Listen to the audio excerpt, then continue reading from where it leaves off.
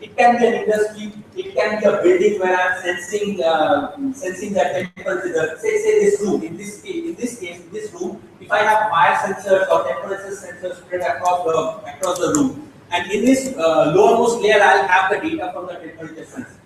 What is the temperature of this room? Then I'll have the data from the pressure sensor. What is the air pressure of this room?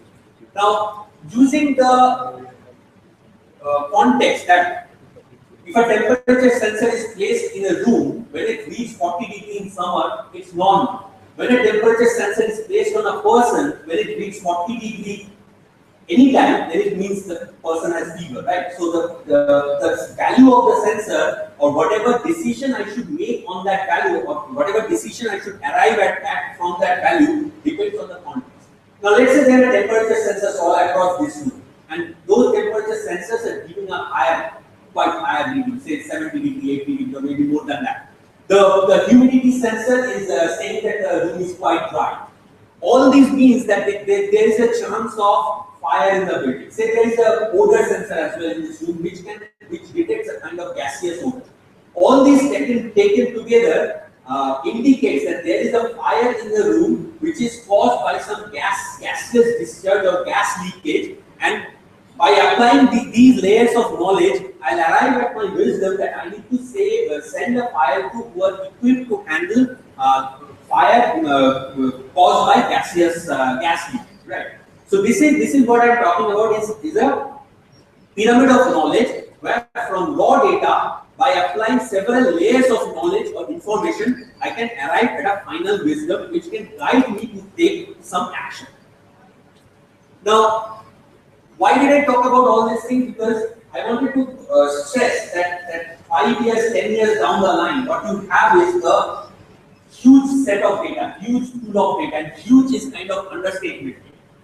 When I talked about those, when I showed those initial slides, just one movie storing around 1 petabyte of data, which is equivalent to a 32-year long-running MP3. Now, just imagine if we have sensors and devices all across us, how much raw data at this layer will it generate?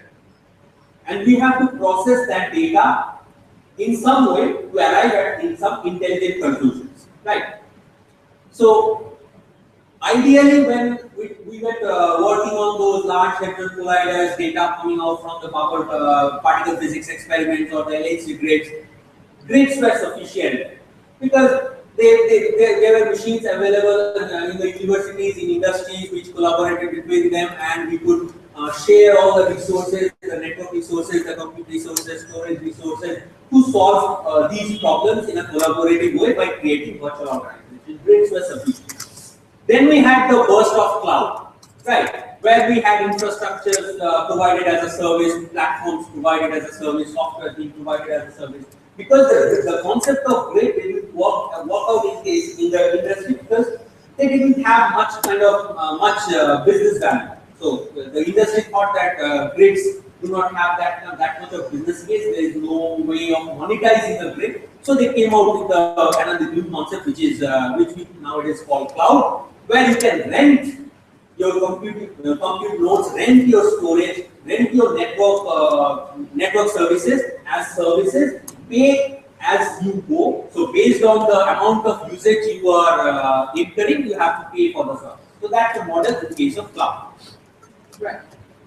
So in case of cloud, so you have those application services like Google, Gmail, Payroll, IBM Lotus Live. These are application services that are available there. Platform services like IBM Virtual Images, Google App Engine, infrastructure services like the Amazon EC2, Microsoft Azure. These are all the services that are available out there in case of cloud.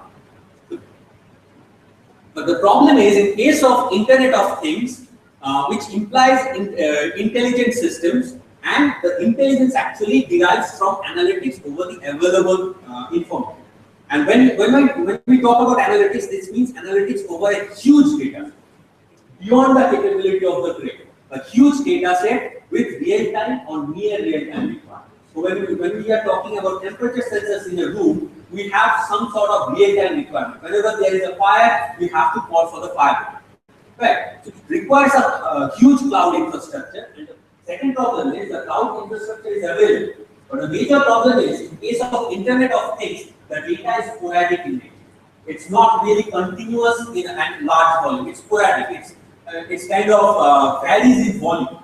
So the problem is, the major problem is, that if you want to process this data set, the data set coming out from Internet of Things or Internet of Everything, you have to provision your cloud infrastructure with a guess of the worst case scenario, which you do not know, right? So what may happen is you kind of end up with a huge infrastructure, but for a lot of time in the day, or for a long time around the day, that whole infrastructure may not be used. So you are kind of over provisioning your compute nodes, which end up in higher energy cost, end up in higher computational cost, and all those things. So there is a next age or next generation paradigm that's out there, which is currently in people are talking about it. MCC is part of it, which is called edge devices. What it means is most of us today have smartphones or phones which are capable of doing some form of computing. So many of us have Samsung S4s, the 8-core processors. Most of the time we are making calls, say, for 1 hour, 1 hour during the day. Rest of the time I'm playing Temple Run for 2 hours a day. Rest of the time the phone remains silent. So what can we actually use those idle cycles on the phone to do some computation for these sort of Internet of Things kind of scenario? So what it means is the computing power remains unused for most of the time in case of edge devices. These devices can be considered as free computing devices for the grid, right? So potentially there are millions of close to 1 gigahertz processor. So any smartphone is close to 1 gigahertz processor. There are billions of smartphones out there. So there are potentially millions and billions of such processors available there.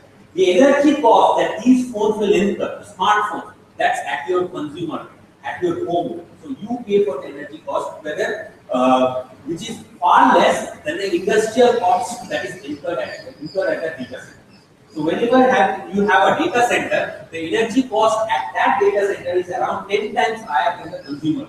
So can we use this lower energy cost to do some computation out there? So this is the new paradigm that I am talking about. We will cover this in details when we go to the next talks about the details of MCC. This is the fog computer paradigm that is called the fog computer. This is released by Cisco. The concept is outlined by Cisco.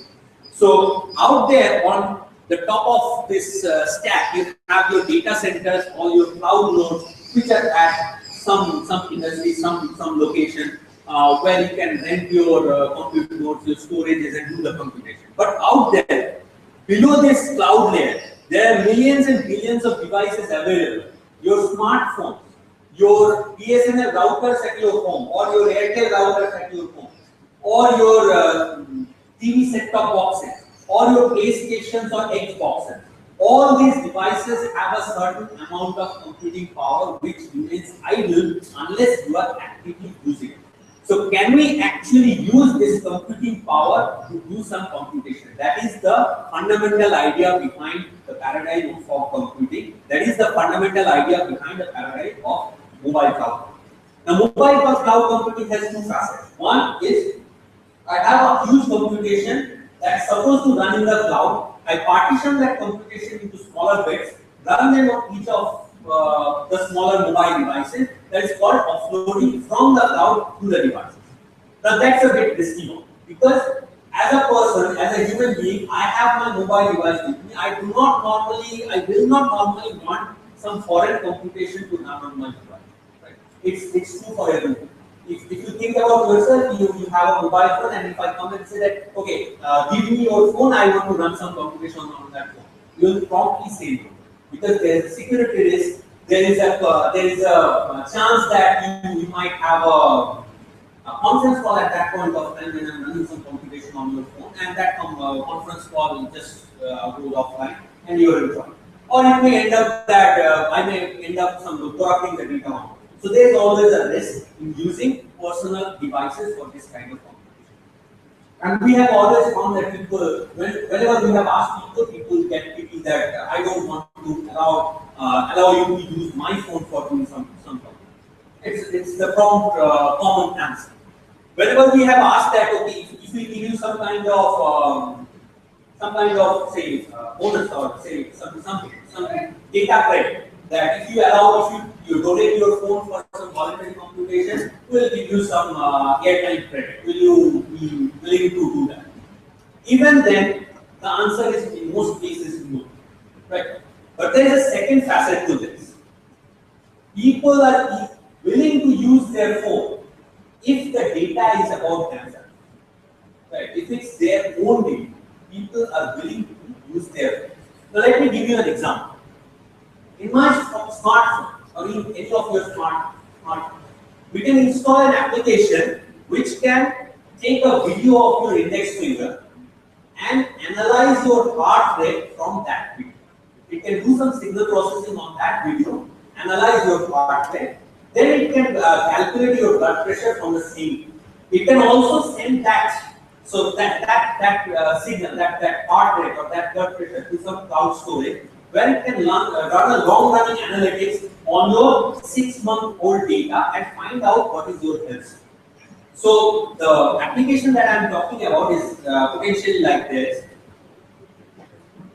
So there is a doctor who says that I want my patients to monitor his heart rate regularly, even when he is on the move, right? So let's say I am the patient. My doctor said that he or she wants me to monitor my heart rate even when I am on the move. So every day at 8 in the morning, I am supposed to put my index finger on the camera of my phone, take a 30-second long video, and the application inside the phone will process that video, analyze it, and record my heart. It will then send that data to some cloud storage where there is a long-running analytics going on, analytics process going on, which compares my 6-month-old heart rate with the current value and tries to derive whether I am doing all right in terms of my heart rate or not.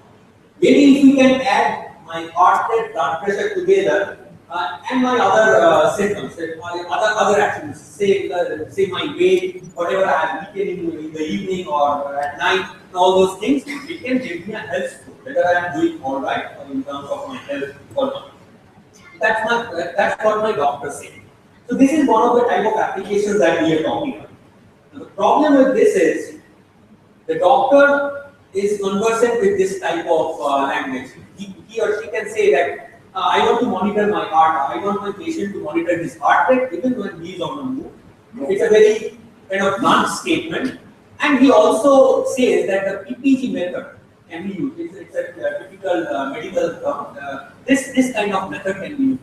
This video of the index finger, when it's reduced to a certain size, it's called the PPG signal. So that method can be used.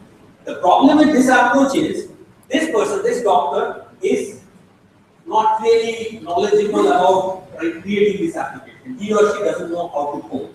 Now I have a geek programmer who can say that, okay, I can code this, right? So I know how to process a signal coming out from that video, that camera video, that mobile camera sensor. So I can process the signal. I know the steps, steps of processing a video signal in terms of signal processing, but I don't really know what are the best algorithms that I'm supposed to use. Like there are 10 algorithms there, algorithm 1, algorithm 2, algorithm 3. I'm not really sure which is the best one out of it. They all do similar kind of things, but I'm not really sure which one is the best. And I also don't know how to deploy my application optimally on my grid cloud and edge devices.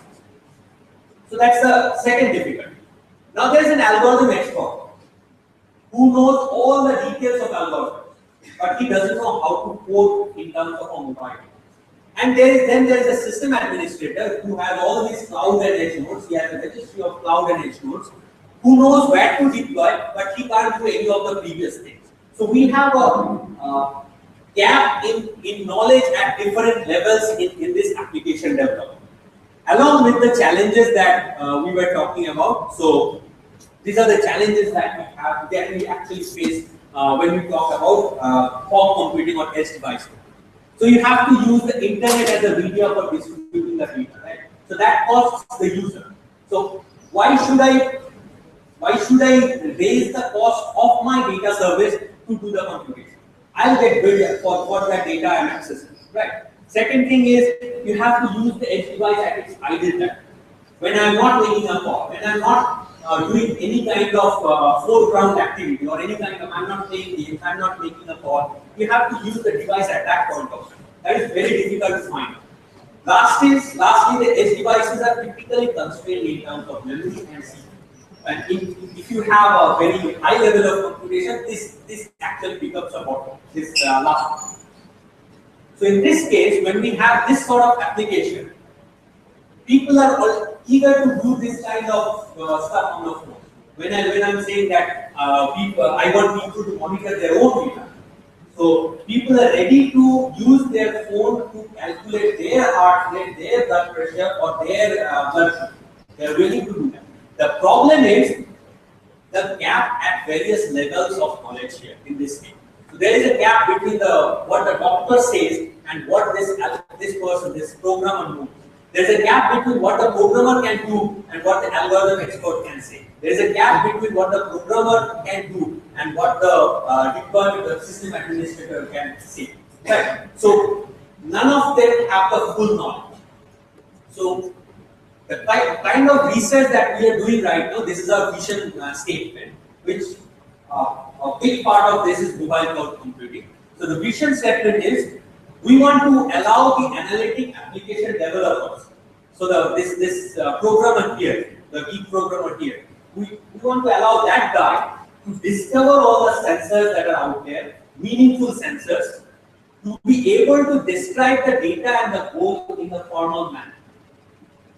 And search an annotated algorithm repository, because that guy was not knowledgeable in algorithms, right? So he should be allowed to search an annotated algorithm repository which can recommend him that this algorithm is good for your data, right, or your signal. So if the signal is of type X, then this algorithm Y is the best fit for you.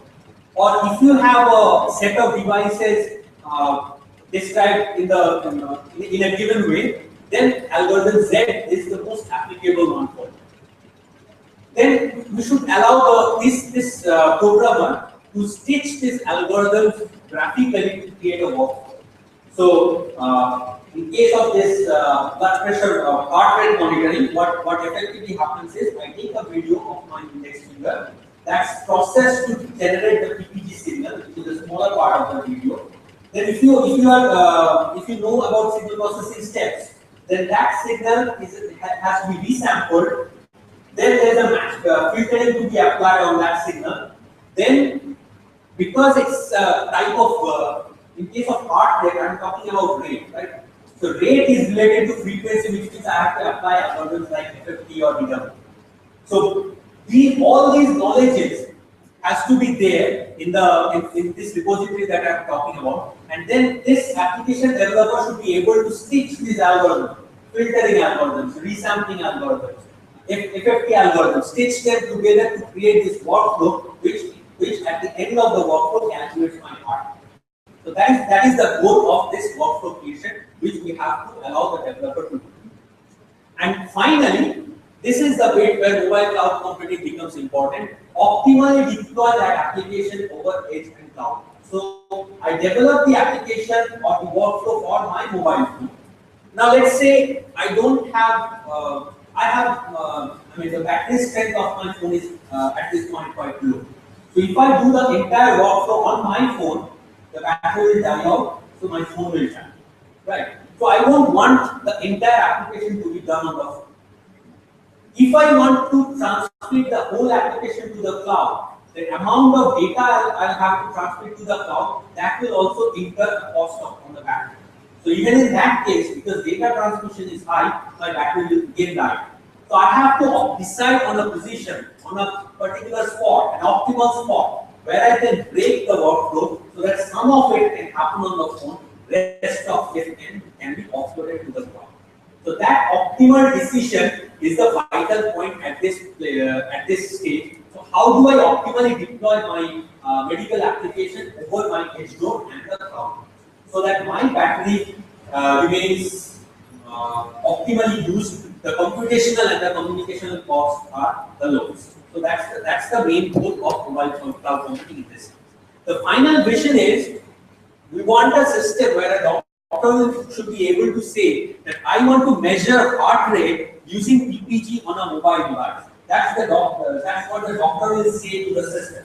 And the system will do the rest. The system will allow the user to drag and drop the recommended algorithms to create the workflow, optimally partition it so that some of it runs on the phone, some of it goes to the cloud, and it's deployed accordingly. So this is the final goal that we are talking about, and we can have further possible optimizations. Like the doctor can say that I want to measure heart rate using PPG on a mobile device on iOS or Android. Using that, the system will create the application in that manner. Or the doctor might say I want to minimize the network transfer. So the optimal partitioning will depend on will have this criteria about partitioning. So it will minimize the network transfer.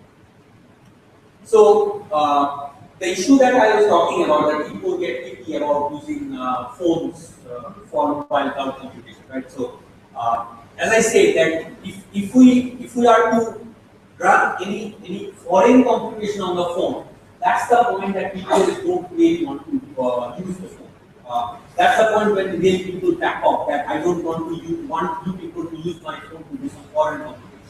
But when it comes to the computation of his or her own data, his blood pressure, blood sugar, and all those things, then people are very eager to do that. But even then, the security concern is there. Because the phones are being used for some computation, there are applications deployed, the phone is communicating with other nodes, the security concern is always there. Although in our project we don't really deal with the security, but still it's an important thing to keep in mind. And that's why I'll end this first phase of the tutorial with this quotation from Dana Boyd at Dr. 2010. She said that privacy will never be encoded in zeros and ones. It will always be a process that people are navigating. Your challenge is to develop systems and do analysis that balance the complex ways in which people are negotiating these systems. You are shaping the future. I challenge you to build the future you want to have. So this is one of the biggest challenges that remains in case of MCC, mobile cloud. In our project, we don't really cover this, but all I wanted was to keep you aware of the challenge that is out there, apart from the challenges of MCC that my colleagues will speak. So with this, I end my talk and taking over by Mani for the next phase, which covers the MCC of our sorry.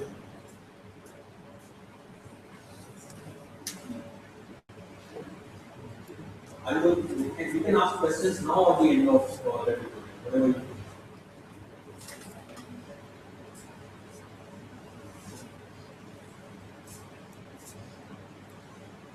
Sir, I have a simple question. Recently, there was a news article which said that when we talk about Internet of Things, Internet of Everything, there is also a danger of these systems getting hacked. Yeah, the order on Internet of Everything is to happen in 2014. So that's the security part. That's the privacy and security part which we really are not working on, but there are teams in our lab who work on these things.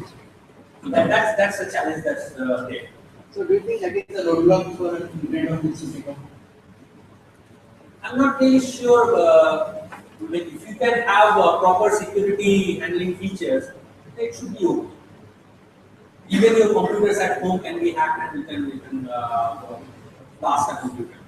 Yeah, so actually they said that Vice President Dick Cheney, his pacemaker there was a danger of getting hacked. Yes. And that day it was a danger to his life. So the US government decided to use that wireless sensors which were put on. Yeah. So I'll just go back to the previous second.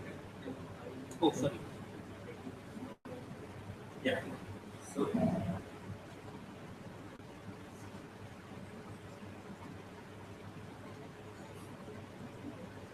I skipped this intentionally because I wanted to shorten the class. So, this was taken from the.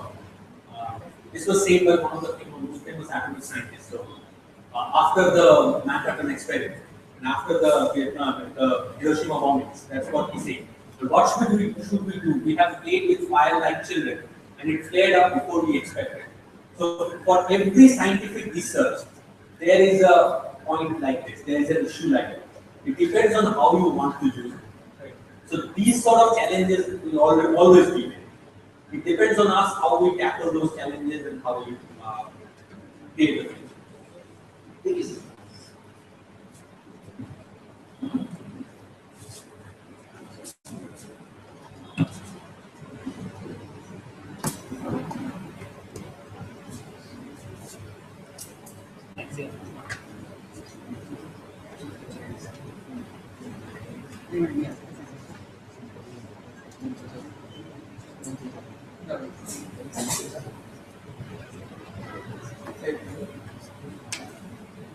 Okay, so the second part of this talk covered specific area where it's involved in this talk. But before that, let me thank the organizers, in particular to Nimesh. Ishwan is an old friend of us for inviting us over to have this tutorial here and recognize some memories to the evening. It's been long days, so there are seniors at the time. Thanks to the audience for hanging over even after the nice lunch. For me, it's kind of an easy job because after the blast you had in the previous session, it's not my duty to keep you. I think your sleep has already been blown away by your previous session. So what I'm going to touch upon now is the fascinating paradigm of what we are calling as mobile cloud computing. And I will give you some pointers, some research pointers to things which are happening now in recent literature, trying to address some of the challenges which the researchers are publishing in the conferences and journals nowadays. And I will leave the podium to Dr. Himati, who would actually tell you that whatever we are saying, whatever we are describing is not just fancy fairy tale. He'll actually show you the demo of a system which they have built. And you can actually see this mobile cloud computing is fascinating paradigm in action. So there will be an action maybe right after this. So as I said, my job is clearly very simple, bridging the gap between a fascinating presentation and narrating some subtitles for the ability to read it. So at this onset, let me talk about what I call computing beyond big clouds. I'll be talking about smartphone computing, the word which has been almost in a very important track in almost every top-notch conferences, maybe Infocom, Mobicom, SIGCOM, whatever top-notch conferences that have been the real dream publication points for researchers. Everywhere you see a new track called mobile cloud, mobile smartphone computing. So what is smartphone computing business is all about? So let's appreciate that. I guess everybody in this auditorium already has started appreciating that smart devices are really well. And mobile computing, thanks to this proliferation of smart devices and applications, has actually moved into a second generation. So this second generation is actually fostered with the advent of smartphone technology and tremendous increase in smartphone processing power. So as I said, if you look at the latest smartphone from Panasonic, there's 8 cores. Who in the world 10 or 14 years back ever imagined that a smartphone will have 8 cores? Nobody at least. At least not people lesser models like us. But the fact is, smartphones have evolved to a stage where they are almost touching the compute power of our Google desktop in 5-6 years time. Coupled with the smart and very fascinating advent of smartphone technologies is an array of useful applications. And the fact is, we cannot ignore these applications. Still, you touch a smartphone. But I was kind of an unsmart phone user, and I believe that phones in life are only meant to be for making calls. And that's what I had a nice phone with which possibly to do everything, 3G and all these internets, but I somehow kept this smart thing out of my life till I realized that if I had a smartphone, so one day my phone died and I did not have the backup of the contacts and I lost all my contacts. Till I realized that if I had a smartphone in my pocket, then I could have synced my contacts with Gmail just by the pressing of a button. So there are many applications all around which you cannot be possible. So a gamut of useful applications coupled with development in smartphone technology is fostering this new paradigm of smartphone computing that is kind of populating almost every conference and stuff. Smartphones, as they say, are projected to be the primary computing device for most people. If you can provide such a fascinating application to a doctor, why do you do a sophisticated tester? Why did I buy a sophisticated laptop if I can use the compute power of the edge devices, the cloud, to read everything just by the click of a button? The device is simple, fits in my pocket, has all the power of an 8-core processor, and can leverage the compute power available all over the internet. Why do I even bother to write programs from the technology is evolved. Well, you must have seen in the previous tutorial in that session that how to make your programs probably ready for computing. So the technology also has to foster and develop companies. So I'm going to talk about this fascinating paradigm, this new paradigm of smartphone computing. And possibly start with the key question people started realizing once papers came out about smartphone computing. Can smartphones be the next generation? So is it everything good about smartphones? Can they replace our desktops and laptops, or we can just look at these as supplementing the power of computing there? Well, as we all realize, first, the foremost criticism all of us sort of make, if I say that I run a long thermodynamic simulation on a smartphone, you will just say that one battery is there. So, if you look at the lithium-ion energy density, this is the watt per kg, and if you look at the how over time this has developed, there has been just a 2x improvement in 15 years. If you compare it with the CPU performance in the same span of 15 years, then almost 46x. So, what that means is the solution, and the reality is the solution to the battery problem seems quite unknown.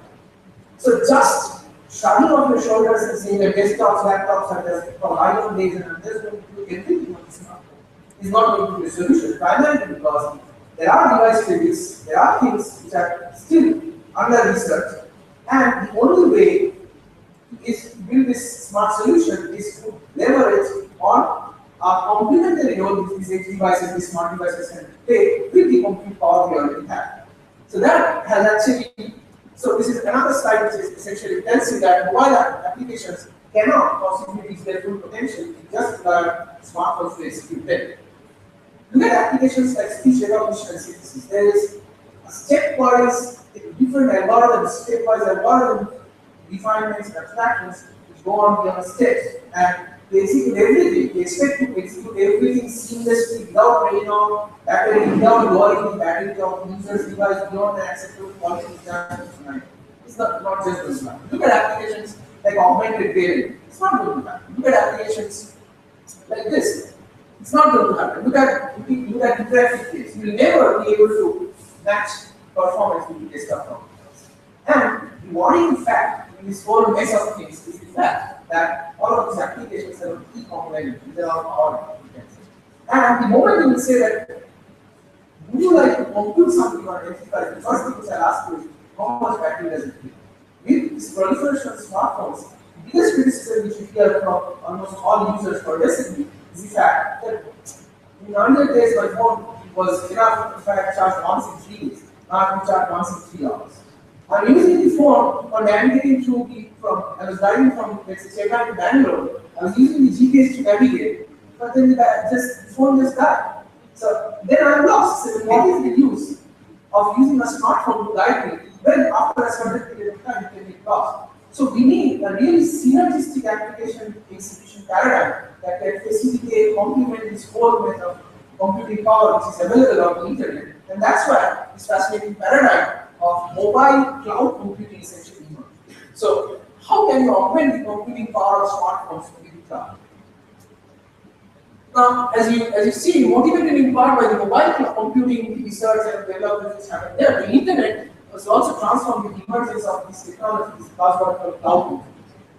And as expected, most computing and storage was moving into this internet infrastructure, and these end devices were envisioned to be simple and good. So most of the computation, most of the storage will happen in the cloud. My handheld devices will be simple and good. So this is kind of a complementary part to what I presented in couple of slides just that. Where I was trying to leverage the compute power, raw compute power, idle compute power available on the smartphones for doing some useful computation. And on this side is the paradigm of cloud computing, which is saying that any devices are going to be simple and most of the computation will actually be done. But as we realized in the previous half of this tutorial, unless we give the close synergy, something here will be left idle, something here will be left idle, but we don't need to have the best of both worlds. And that's where this fascinating paradigm of MCC, which is called mobile cloud computing, essentially came down. The objective of this part of the talk is trying to explore the emerging space of this fascinating research topic, mobile cloud computing. Essentially, these are built around techniques for seamless application execution with the computing paradigm. So, what are the key research issues which are being addressed? What are the key research issues which need to be addressed? What are the challenges? What are the infrastructure challenges? Is this a reality solution? What are all these things which is going to be addressed in this talk and possibly one next?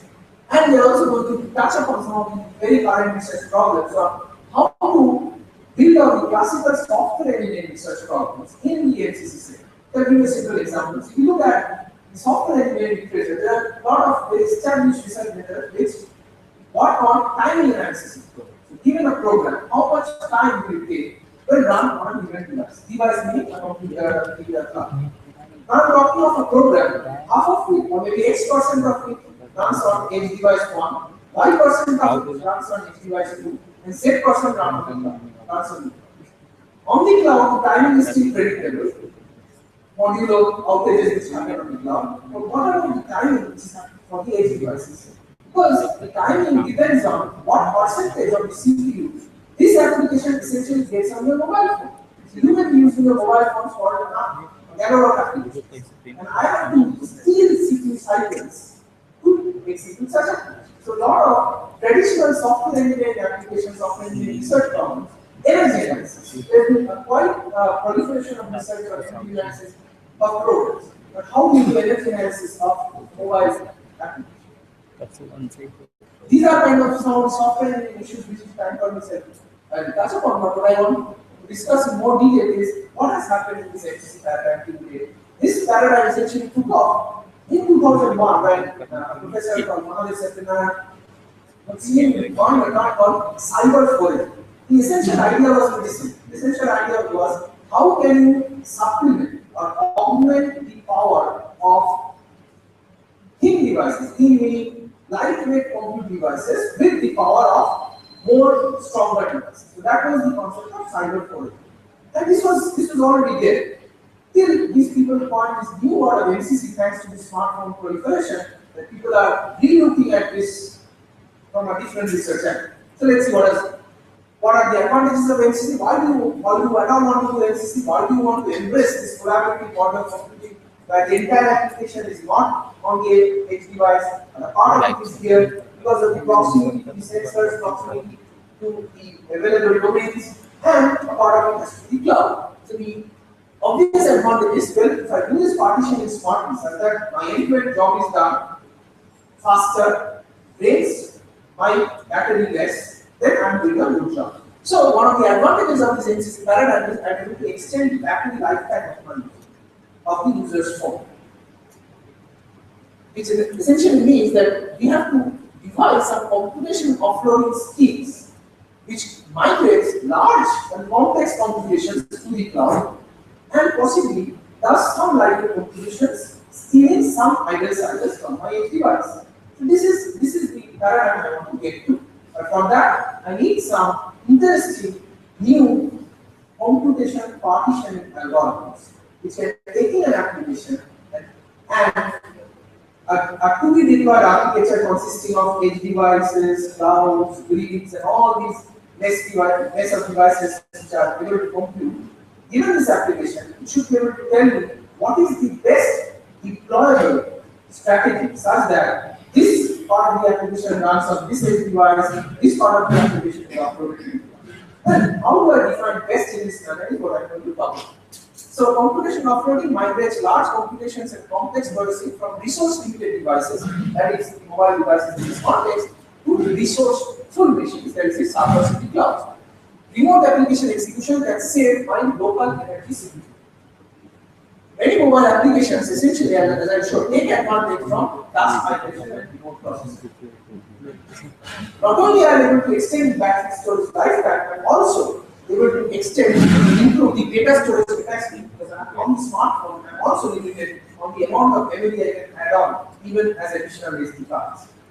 So with the smart collaborative compute environment where I'm just defining a marriage, a handshake between these edge devices and the cloud, I'm able to extend the battery lifetime of the edge devices, and at the same time I'm also able to extend storage capacity of for my edge device as well. So the second advantage which I get here is I can improve the data storage capacity and of course because in power. This enables the mobile users to store and access large data on the cloud. It can reduce the running cost for computation intensive applications because these have been uploaded to the cloud. Mobile applications no longer are constrained by the device storage capacity because I have defined the same of storage sharing as well. So this is the kind of MCC architecture that envisioned in recent times. So these are your, this is let's say a mobile network A, this is my mobile network B. So these are your edge devices, these are the mobile devices. So these are connecting to the home, these are your central processors, these are the servers, the database, all these are going on, and through this internet they're actually connected to the cloud. So a lot of data sharing is going on from this side to that side, and ultimate goal is to be able to execute an application faster, more energy efficiently, and also manage the privacy with this MCC infrastructure. So these three elements, energy efficiency, time, execution time, and privacy, have been three key objectives which define the objective function for the partition network. So what was the partition network? To give me an application which was anywhere running on my mobile phone, let's say PPT application, let's say some other application, monitoring, some other medical stuff. You give me an application, you give me a target infrastructure consisting of this heterogeneous mesh of nodes, the cloud, my edge devices at the home, my routers, my mobile phones, my relatives' mobile phones which are in the local vicinity. And I am going to give you a best, quote unquote, best partitioning strategy that will tell you, okay, you execute this node on this device, this set of nodes on this device, this set of nodes on this device. With the promise that the strategy achieves at least one of the objectives in the best possible way. What are the three objectives we define? We define the objective of energy, which means my strategy should be able to guarantee that it drains the least amount of energy on the mobile device. Objective B, execution time. Well, if you are not worried about draining your battery energy, probably your phone is connected to charger or something, then the execution time objective tells you that given the same application, this strategy enables you to execute this application in the fastest way. And third is the objective of privacy, which is always holy grail of research, right? So these are the key objectives that people have looked into over the past 4 or 5 years and published different papers on defining offloading strategies. Now at this onset, let me actually give you a summary of the challenges and research issues which have been looked into, and then I critically kind of put it to the class on how this research has evolved. So if you look at the computation offloading, this is the key feature of MCC. Do not execute everything on the edge device, cannot execute everything on the cloud, utilize the benefits of the idle cycles. So you have to offload some of the computations and define the synergistic computation model. This is one of the main features MCC as expected. Now, to enable this computation offloading, what is your bonus infrastructure, which let me say scientific critical, is the critical problem of determining which of these portions of this application are best to offload and which of these portions are best to execute locally. Which of these portions are best to offload to the home router, which of these portions are best to offload to the cloud. So that has to be defined on the data communication, the size of the data, the network transfer, everything.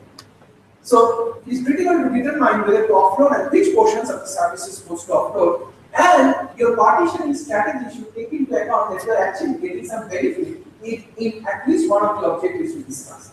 Right? The objectives may vary across users, vary across applications, vary across platforms. So this is what is the computational offloading challenge. Most of the research for the past 4 or 5 years has been over these 3 main problems. I'll give you pointers to 3 main papers which have been published in the top tier conferences on this area. The second problem which you might be wondering now is, well, why do you at all want to embrace this mobile synergistic offload? Now, on one side, you can see that, well, if I have to offload some part of the application to the cloud, which means that if you look at the application as a waterfall, let's say state 1, producing some data, taking in some data, producing some output data, feeding into state 2, so it's just linear one. Feeding into state 2. State 2 is again another algorithm. This is taking in the input from state 1, doing some computation, producing the data for state 3. Now you are saying, your partition strategy is saying that state 2 is a compute intensive task. Take it off the edge device and throw it to the cloud. Does this come for free? Well, not really. If you have executed state 1 locally on the mobile device, this essentially you have to transfer the output data coming out of the algorithm 1 through the network to the cloud, to the remote device. This means that there is a point of network transfer involved. Therefore, the communication, the bandwidth, the channel, the network speed all come into the scenario. Right? So this communication aspect added on a new soup of stuff on top of the basic compute paradigm, which people were solving in 2008, 2011. Simply stated, 2010, 2011, people were just trying to say that, well, given this application, what is a smart partitioning strategy? Such that you can finish off your execution the fastest. Well, we all know the fastest execution paradigm would be, and the probability most execution for me would be take the whole application and upload it to the cloud. Take the complete application, replicate it to the cloud, just take the initial input data, send it to the cloud, execute the entire application on the cloud, no drainage on the local device. These are expected to be slower than the cloud, and therefore I can finish off fastest. I can also guarantee that the lowest amount of energy is drained on my load of this device. But the major challenge in this scheme of things came on 2 occasions. Occasion 1, many of these steps in this workflow are what are called native steps, which means that these algorithms which are running inside these steps are accessing some of the device sensors, some of the device native codes, which you cannot possibly offload.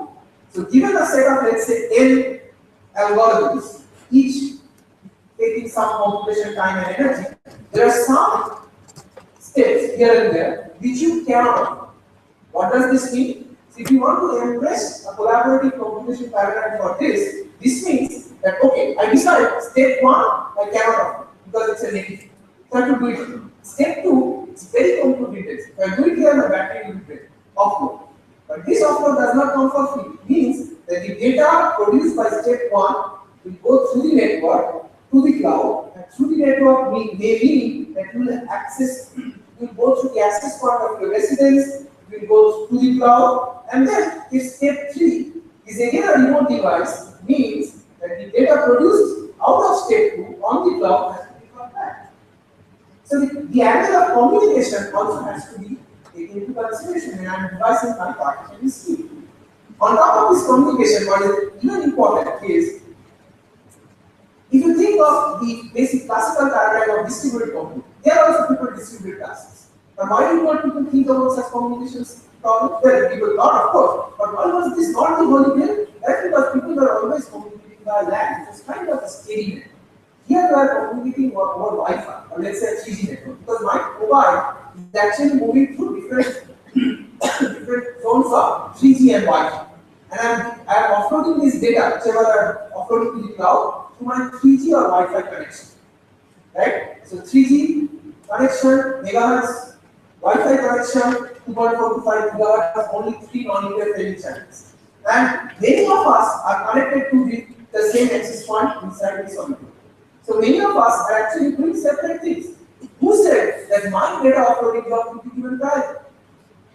So it may so happen that the task, the time taken to offload this data coming out of step 1 to the cloud and download the data coming out of step 2 to the mobile device, because step 3 is again native. The time taken together exceeds the time taken to execute step 2 local. So there is a lot of interesting research angles which come up when you combine the issue of computation offloading, meaning partitioning the tasks among where to execute, local device, edge device, remote device, cloud, and also combine it with the communication angle. Strength of the Wi-Fi signal is the network fault free or there may be failure. So all these have added multiple points to this research vector over the few years. So that's what I wanted to talk about, mobile communication issues. So typically, as Dr. Anish pointed out, over the past 4 or 5 years, this MCC paradigm has been looked at in 2 different angles. One, as I was saying, as we have been talking about, the MCC as an interface where some of these devices are edge devices which are supposed to collect the local data, supposed to use run some applications, but the major compute intensive chunk will be happening on the cloud. So MCC, these mobile devices are kind of interfaces. The other complementary view of MCC is where you're using the mobile devices as resources. And you are downloading something from the cloud to the mobile. Unfortunately, this idea did not pick up that strongly, but there are a few articles in that direction as well. So mobile as an interface, well, we have already seen examples. Look at the Apple iCloud. It's already an example of MCC, that all that you are doing on here is connecting to the Apple iCloud. Look at the Amazon Sync browser. What you run here is just a small client.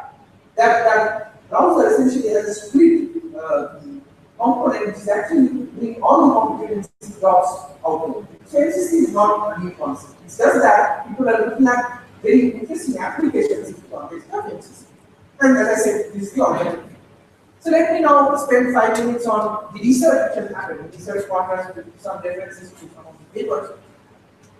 So as we realized that mobile cloud computing, remote execution can of course reduce energy consumption if we partition carefully and efficiently.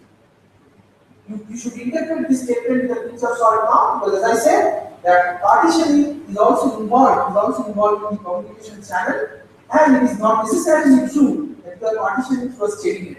If it's a weak network, your network card will remain on for longer time, the tail energy would be longer, and therefore it will ultimately incur more energy in doing the offload as opposed to the energy you would have dissipated if you had executed this on the stuff. So all these parameters essentially complicate this whole stuff. So the challenges are what should be offloaded, how to dynamically decide where to offload.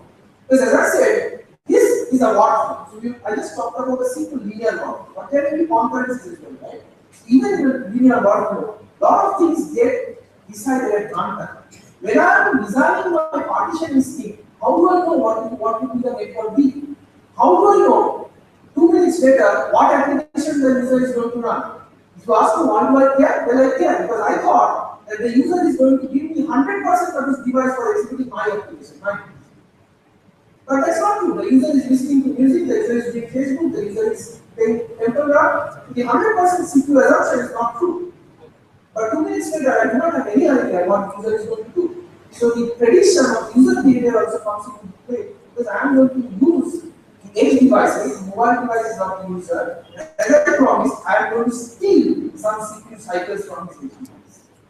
Right? So modeling the user heterogeneity essentially comes plays a big role. Modeling the network, the uncertainty of the network plays a big role.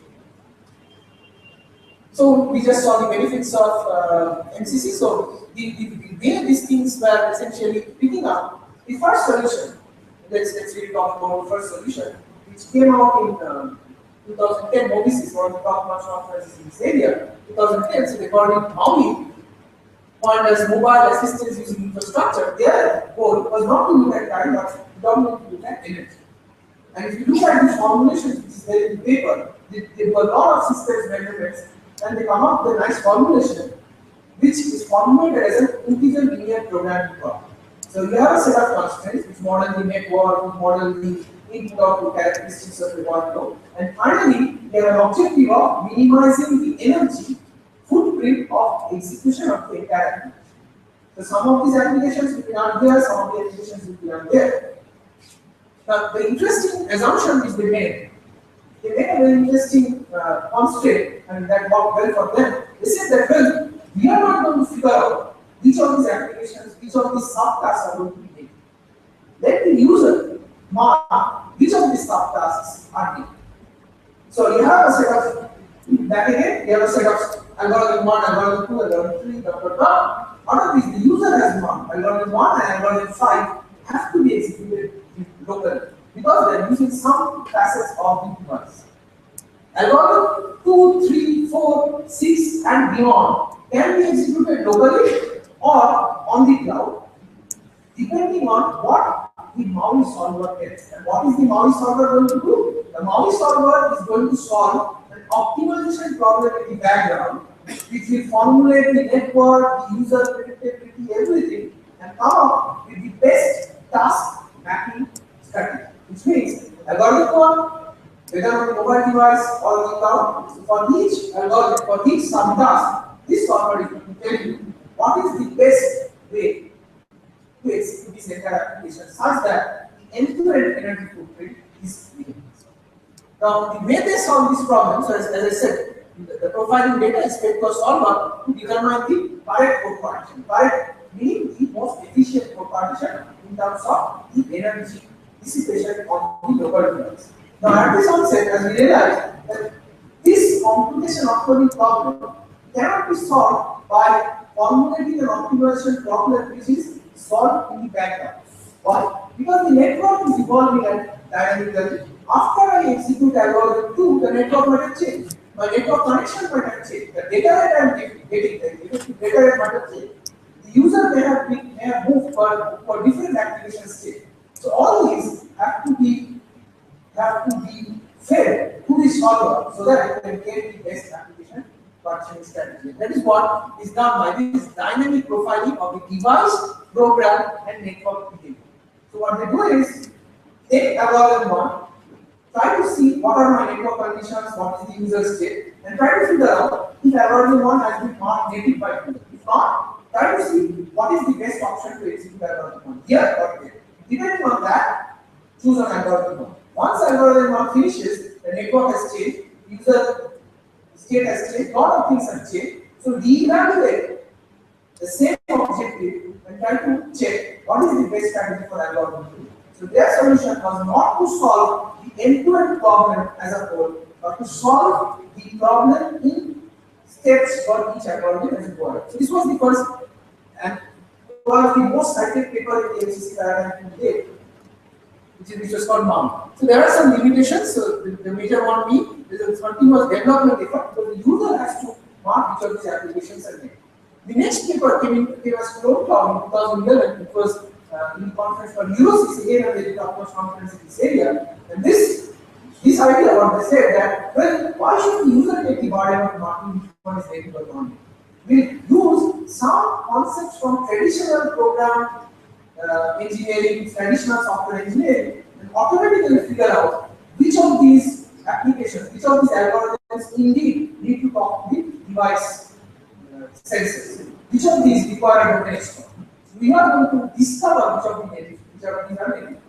And they came up with this idea of cloud, and again their goal was device energy savings, but without programming involved. So I'm just giving you a glimpse of how this MCC paradigm has evolved over the last 4 or 5 years, so that if you're interested to take this up, there are a lot of interesting research challenges that Dr. Niman will point to, and you can take these papers and pick them up. So this was the clone cloud stuff.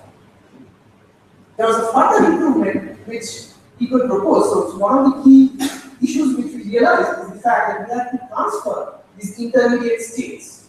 Right? The intermediate states have to be transferred from the local device to the cloud and back and forth between the cloud to the mobile device, and again mobile device to the cloud. If you want to build a synergistic efficient application. So this concept, which was called comment, came out in OSDI 2012, and they said that, well, why do we do this network transfer? Can we not have a shared memory infrastructure? Both the cloud and the device can read and write. So that has shared memory has a lot of interesting features, limitations. This paper was more on partitioning using a shared memory infrastructure. Again, just a glimpse for your context. There have been further enhancements on this MCC spectrum that people have talked about interesting ways to offload such that you can manage the network transfer better. People have talked about, incidentally, one of the articles which three of us wrote was, which was published last year in 2013, was related to how can you predict the user's application behavioral profile, such that I know which of these cycles at what time of the day I can steal from a given AC. So given that I want to run some application, given I want to run a PPT application, some subset of PPT application on your mobile device, if I can build a profile of the way you use your phone, of the way you roam about it through the 3G and Wi-Fi network, I can probably predict beforehand that this is the time, 10 p.m. to 12 p.m. where the mobile will be left idle, possibly I will get close to 100% of the CPU utilization. This is the time where this person is always listening to music or watching YouTube. So let's not spoil the user. At the end of the day, I do not want to spoil the user's perception. So we wrote an interesting paper where we try to combine this prediction of users' behavior, the application usage, the mobility patterns, trying to mix everything on those traditional optimization problems which these people have found in how we grow problems here, and we try to study how these dynamic parameters, if predicted beforehand, influence the computation partition. So overall, there have been a lot of interesting works, and this slide kind of summarizes all these in a nutshell. So there is a mobile application. The key components of the MCC infrastructure is mobile application profiler, which is continuously snooping on the device profile, the user's profile, the network profile. Then there is a solver who is taking in all the values and trying to solve some equations and telling me, that, okay, this is the best task management strategy. Then there is a migrator, which is migrating things back and forth. Then there is an assembly shared memory synchronizer, if you are using a shared memory paradigm. Then there is a mobile node manager. There are multiple mobile nodes, and you want to use some peer-to-peer computing facility as well. So there have been a lot of interesting activities in the spectrum, and this slide kind of summarizes all that which is happening over the past 4 years. I think I've already talked a lot about this MCC paradigm. So that just to give you with an interesting one, this was a work called Cloudware, again from the person who coined this MCC per se system paradigm. So this concept was, well, it is often beneficial to think of offloading from your device to a local powerful device than thinking of pumping everything from your local device to the remote. So that gave birth to the concept of cloudless. So the interesting thing was you enter a coffee shop where there is a local powerful edge device, where you can kind of offload some of your computation, some of your needs to this local stuff. Who can actually take care of that? Because the more time, the more effort you spend on offloading, there is an energy footprint that is also going to have for the device as well. As I said, if the network is slow, the more the network argument is on. If there are too many users in the Wi-Fi zone, everything is happening to CSMS. Everything is happening to 3 non-interfering channels. Everything is happening as per the network transfer scenarios. So there has been a lot of interesting papers. It's very difficult to summarize everything in half an hour. So I believe I've given you a glimpse of some of the pointers. There are, I think, I have given you 4 pointers. There are dozens more. And I think not be able to go on deep into one of the popular infrastructures and show you our popular infrastructure. So I think this is the interesting time. We take questions and we have to complete.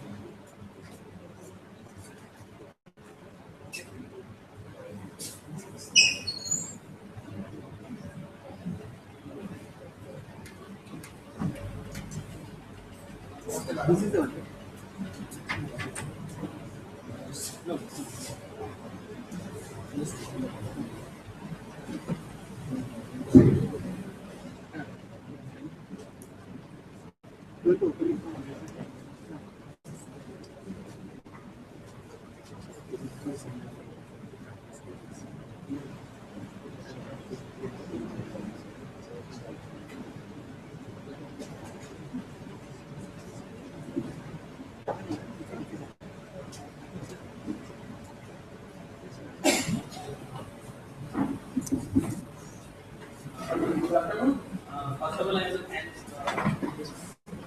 ACM Compute for inviting us to this.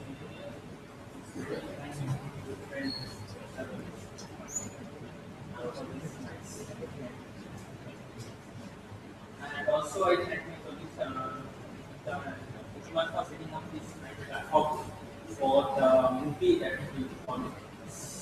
The director is also great movie.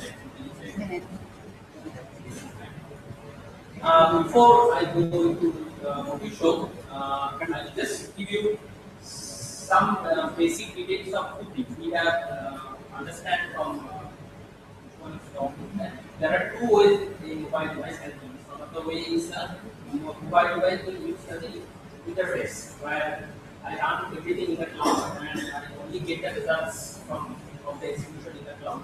Whereas the interface role mobile device and third part, which is the MAUI system is one of the examples of that kind of system. And another role is that devices are used as a resource where cloud offloads some of the tasks.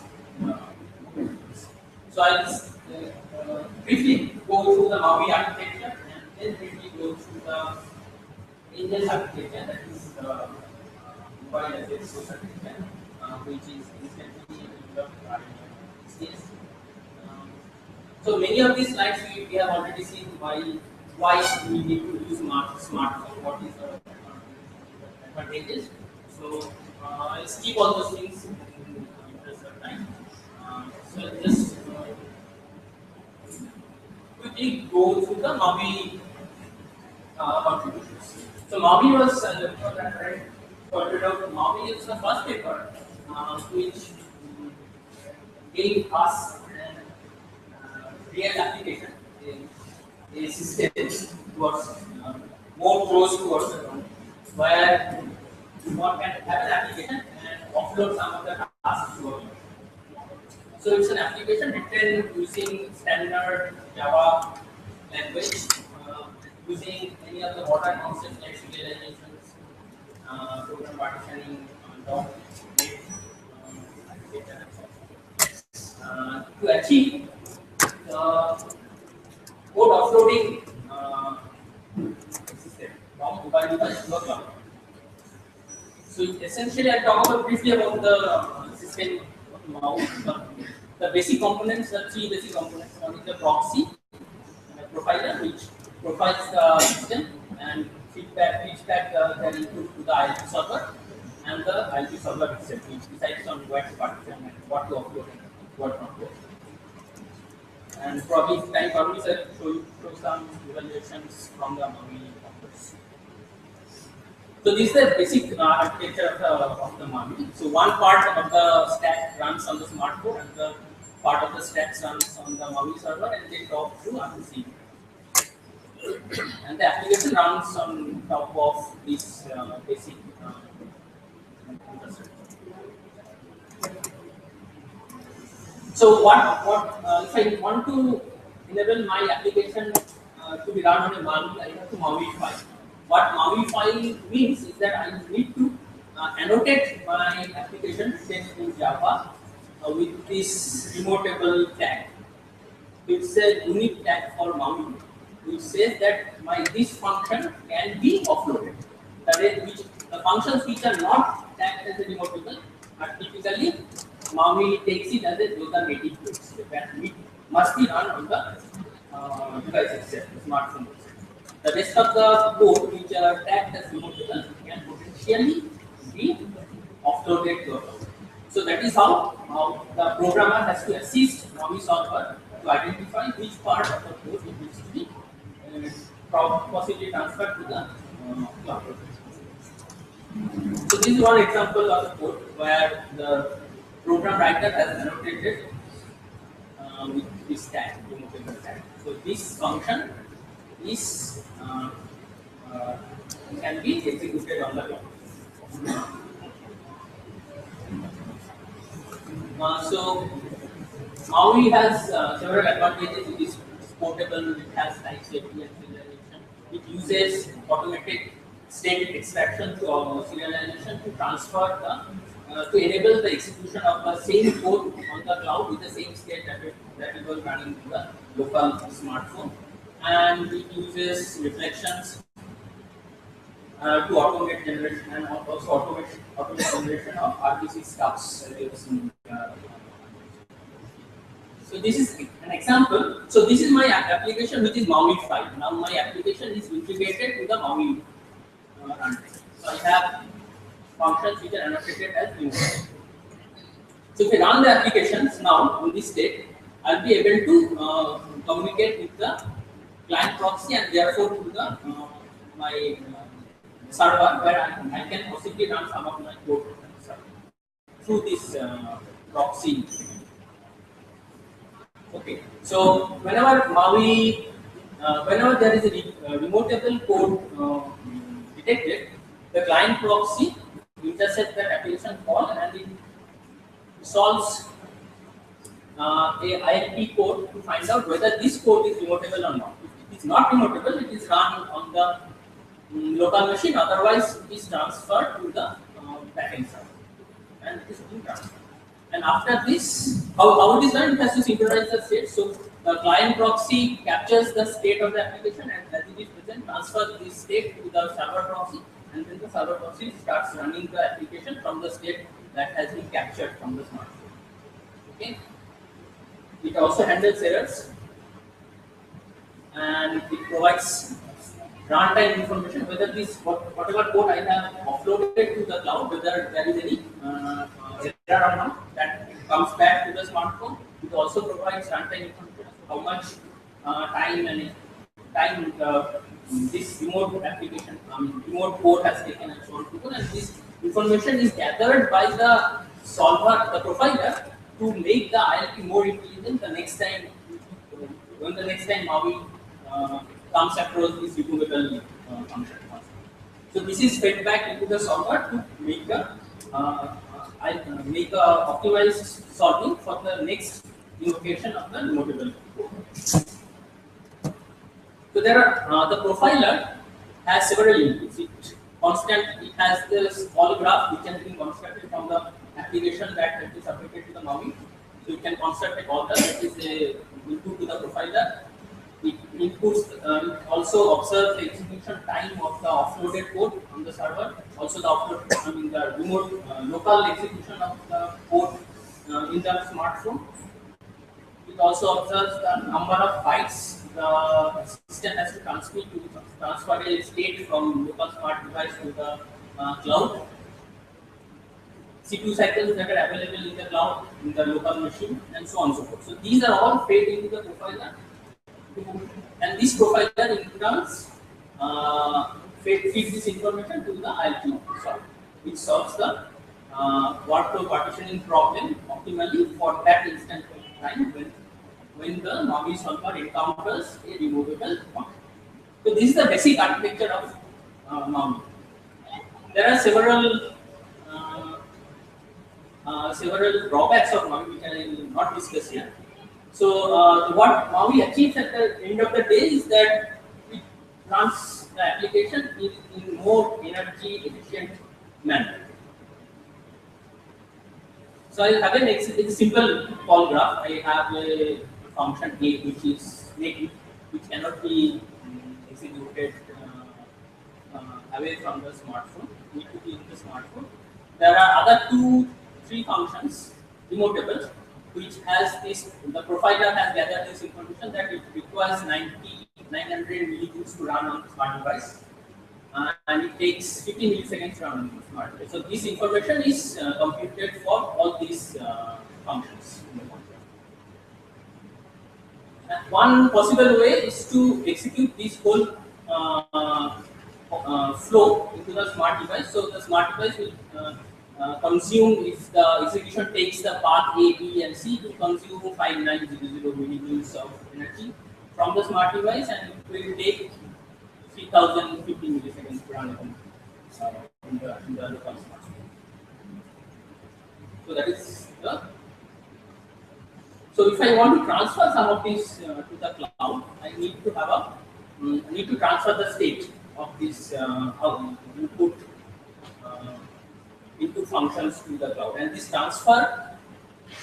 network transfer cost is annotated as a energy that is required to transfer this state. For example, from state A to B, if I invoke B remotely, I need to transfer the state of A to B, and that requires 100,000 millijoules. Similarly, if I want to invoke B, B is invoked, executed into the device, smartphone, and C is executed into the cloud. This invocation requires 10,000 millijoules of energy. So the Maui solver has all this information to itself, and then it solves depending on the network capacity and availability, etc., and determines which one to execute locally or remotely. So in this example, if I decide that B is to be remotable, so I have, for execution of this A, B, C path, I incur this 1000 millijoules for network transfer. This execution is free of cost because it is running in the cloud. So, but C again, I execute in the local part. So my total energy cost is 1000 millijoules plus 10,000 millijoules plus 5,000. So Maui explores all these possibilities. So this is another possibility. So I'll execute everything in the cloud.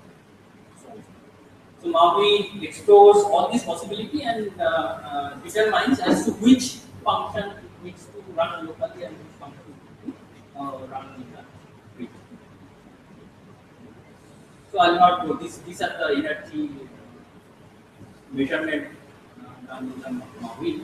So this is one of the results that the Maui offers has published. The first column is smartphone only execution. It is about 30 gigs. But if I use a Maui framework in Wi-Fi network, I can reduce this below 5. So that is the kind of saving that Maui provides and has been claimed by the authors. Unfortunately, Maui framework is not available for general use, and do not find the application to test it out on our machines.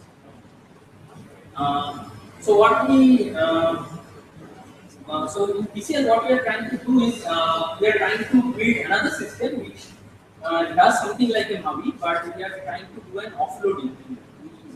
We make the mobile devices available for foreign execution. So we accept tasks from the cloud and allow the tasks to run on mobile devices. And we want to see that if I donate the computation of my mobile devices to augment the computation power of a cloud, how much the cloud system is benefited.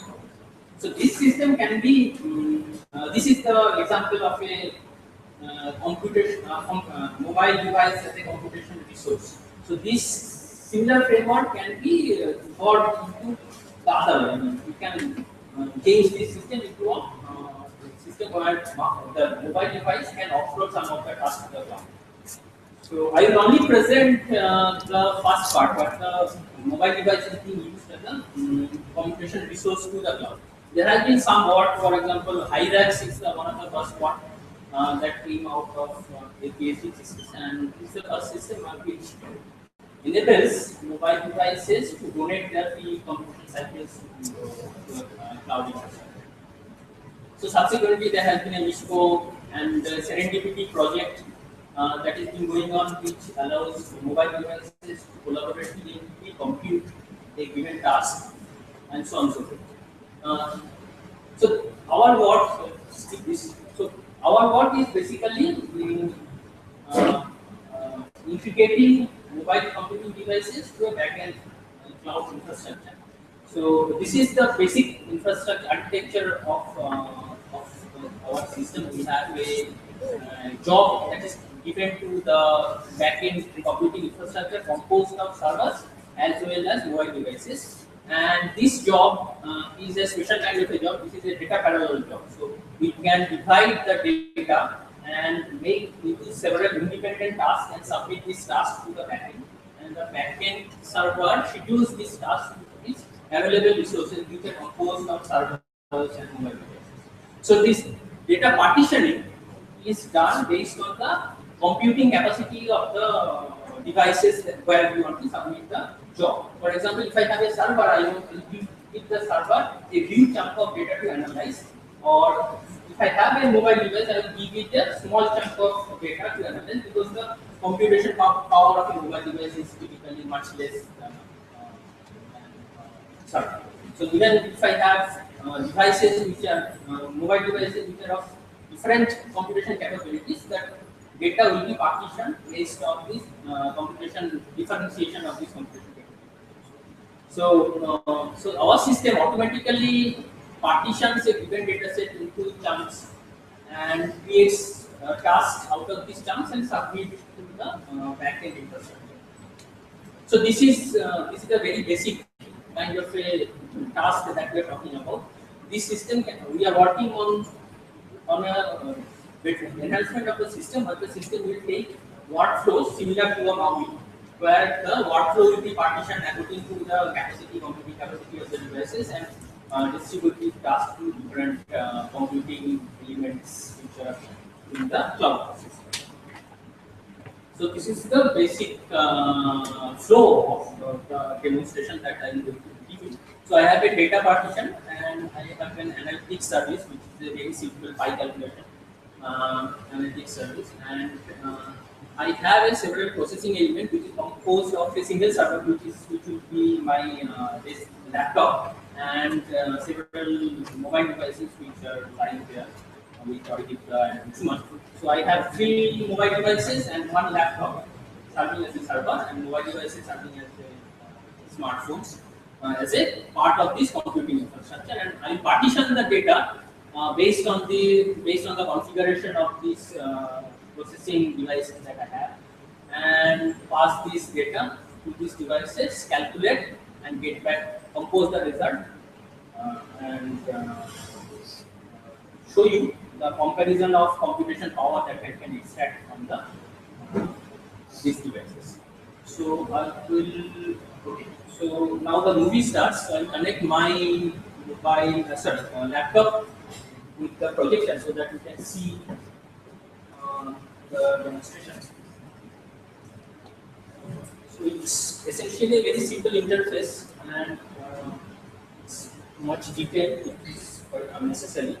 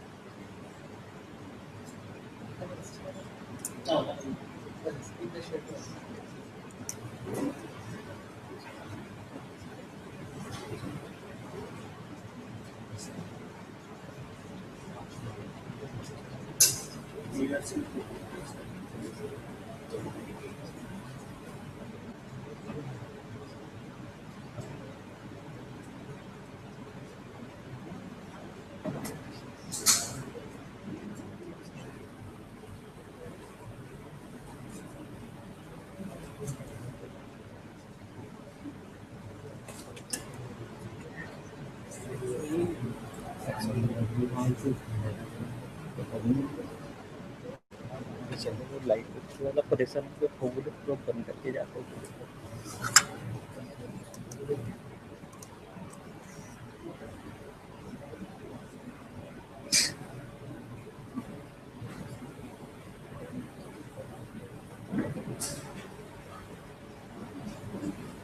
ठीक है, कितने जगह का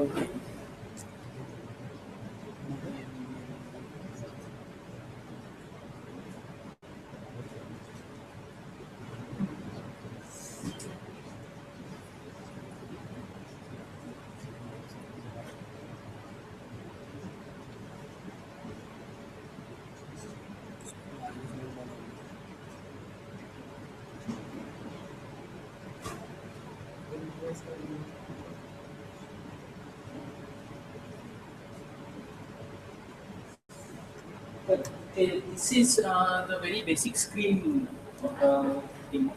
So this is the server part, and my client will be running on the mobile devices.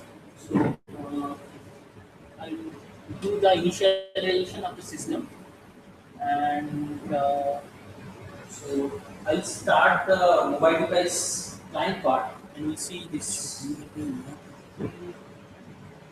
So one mobile device has been added as a resource in the system. And so I have three mobile devices which are being part of the UCC computing. Then I am submitting a job.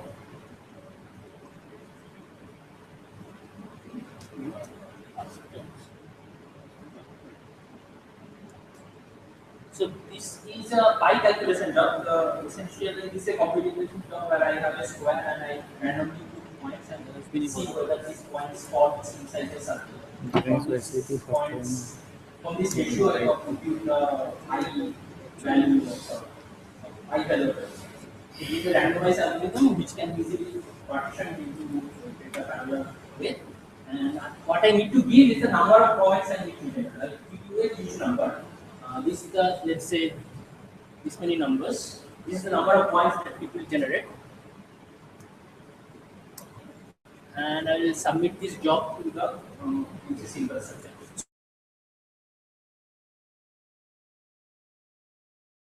So that is my laptop. And I can also run this job using the mobile devices as a augmented. So I will first run this on the server.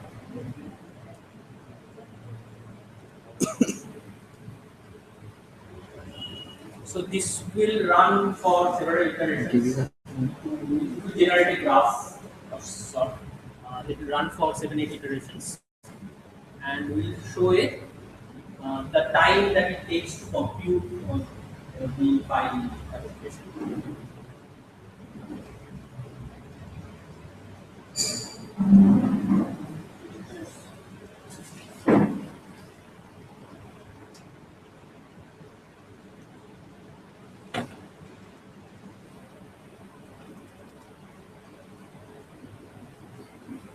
So this is the time of computing file application for different kinds of inputs. So it can be multiple of the numbers that I have given, 1 lakh, 2 lakhs, and so on.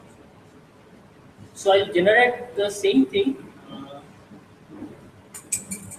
I'll run this same job in the grid using the mobile devices. So I submit in the grid and it goes. This I don't know how you will see. This will flicker. I mean this will indicate that the job has been submitted and it's been running on this.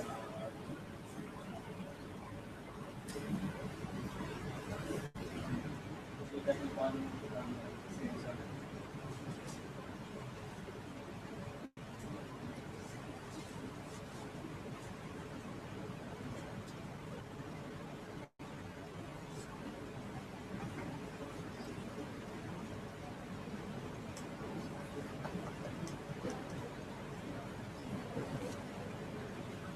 So this is the execution time using my grid. So if I compare my previous result with this, uh,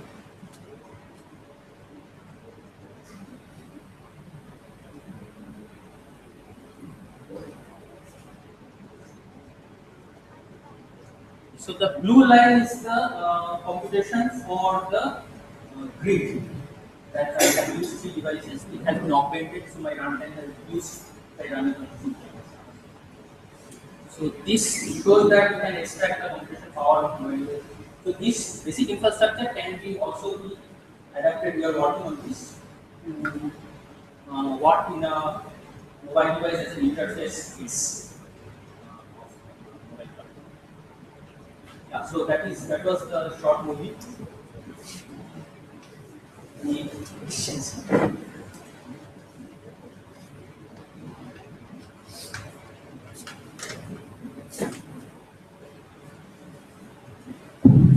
Any questions?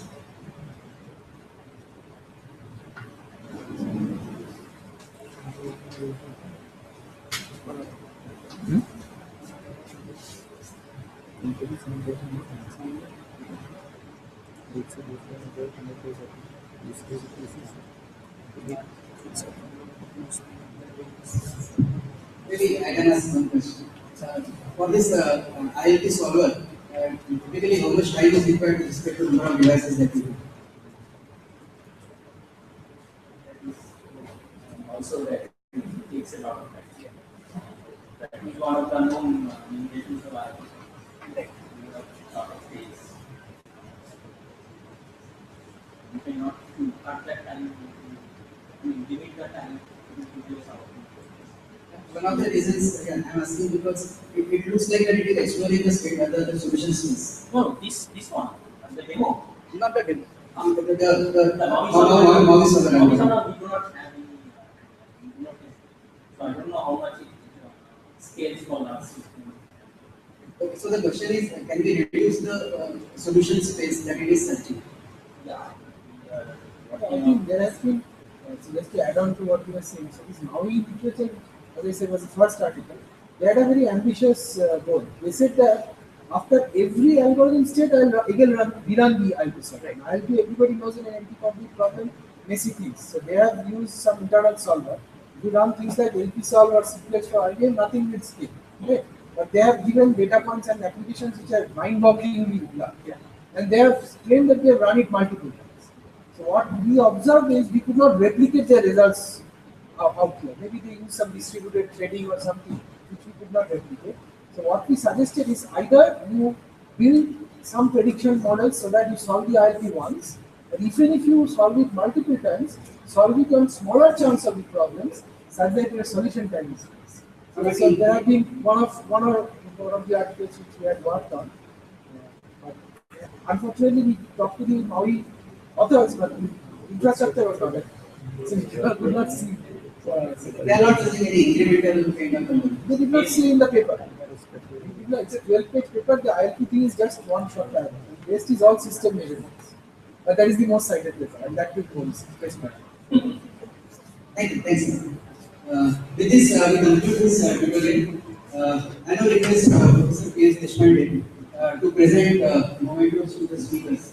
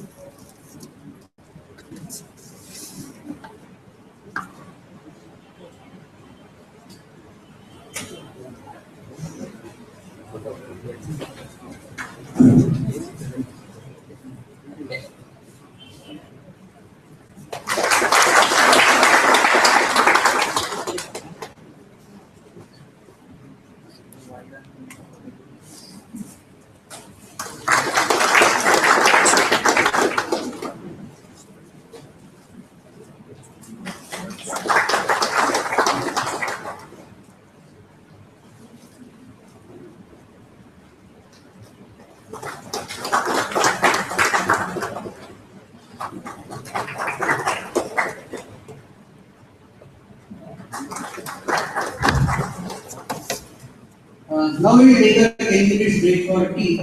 After that, I would request everyone to gather back in this hall because after that there will be paper presentations, parallel presentations will be there. One set would present papers here, the other set would present in virtual classroom. But I would request everyone to gather here so that after we gather, then the people who want to go to virtual classroom, the presenters as well as the audience, then the monitors can help them to go to that place. So after 10 minutes we will gather. Thank you.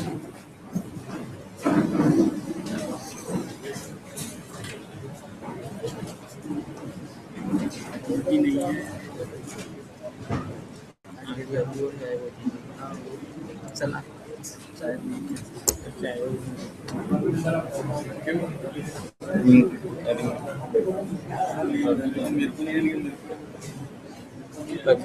वही तो कर रहे चाहिए option है चलते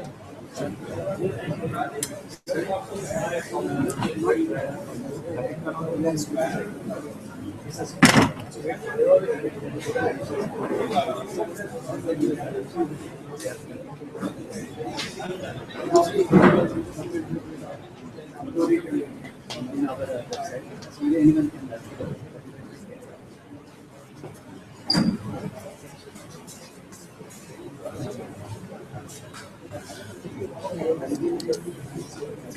Yeah.